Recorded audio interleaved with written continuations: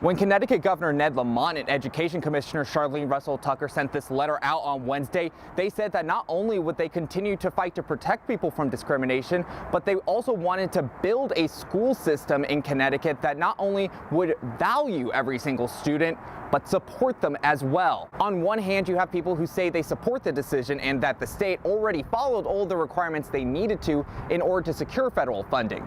Meanwhile, you have some state Republicans who argue you can't just pick and choose what laws you do or don't want to follow. The federal government actually can't do that. President of Connecticut's largest teachers union, CT Dept, told Fox 61 Wednesday the federal government stepped over the line when it tried to link the funding to the state's education department to federal policy decisions. Everything that is going on in our public schools is the will of our public schools, it's the will of our communities, and it's the right thing to do for our students and community members. How much funding is wrapped up in all of this right now? Well, for just education funding alone, it's about $320 million. I think it's a mistake by the state. Chairman of the Connecticut Republican Party, Ben Proto, is the voice on the other end of the political spectrum. When you start to pick and choose the laws you're going to abide by, that's when you begin to see anarchy. Proto told Fox 61 in an interview, the DEI policies that exist now have created a situation where young millennial or Gen Z men do not go into the workforce, and it's become difficult for people to want to excel in their fields